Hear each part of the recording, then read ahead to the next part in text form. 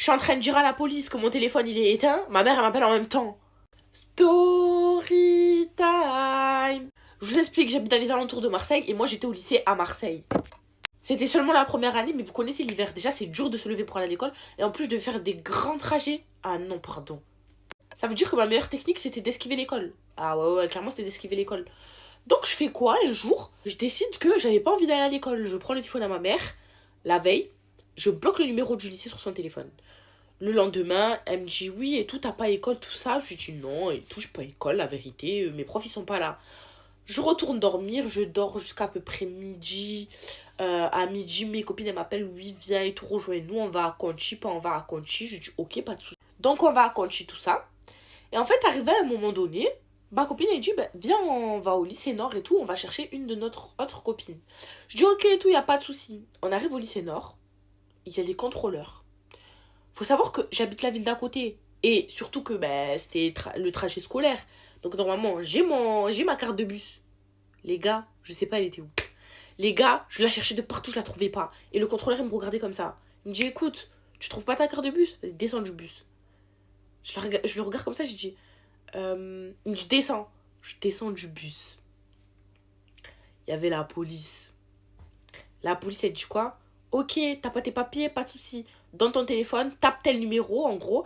Et en fait, ne faites jamais ça. Parce que quand ils prennent ton téléphone et qu'ils tapent un numéro, il y a toute ta fiche qui s'affiche. Ton âge, où t'habites, qui t'a payé le forfait, bref. Tes informations personnelles, ils s'affichent. Et moi, je dis, j'ai pas de batterie. Parce que moi, je connais la ruse. Je dis, j'ai pas de batterie et tout. En même temps, ma mère, elle m'appelle. Ma mère, elle m'appelle une fois. Ma mère m'appelle deux fois. Ma mère, elle m'appelle trois fois. Et en fait, tellement ça vibre, tellement ça vibre, je prends mon téléphone, en fait. Je dis, ah, il vient de se rallumer, attendez. Je réponds à ma mère, elle dit quoi? T'es où? Je dis, rien et tout, je sortais avec mes copines et tout. Elle me dit, donc toi tu sors avec tes copines, mais tu vas pas à l'école. J'ai dit, j'avais pas école et tout. Elle me dit, tu me prends pour un con, j'ai reçu les messages. Et puis je me dis, mais comment elle a pu recevoir les messages alors que j'ai bloqué le numéro? Je me dis, mais c'est pas possible. Et ma mère, c'est pas le genre à aller regarder les bloquer, pas les bloquer. Elle me dit, si j'ai reçu les messages et tout. Je dis, moi sûr de moi. Non. Non, la vérité, non. Genre, c'est pas possible. Genre, pour moi, c'était pas possible. Elle me dit, rentre à la maison, tu vas voir. Je dis, ok. En même temps, le policier culotté, il vient derrière moi, il arrache mon téléphone, il fait quoi? Oui, bonjour, je vous explique. C'est la police nationale. En fait, on est avec votre fille, je suppose, c'est votre fille. Voilà, elle a pas de ticket de transport à Marseille. Alors là, je me suis dit, en fait, moi,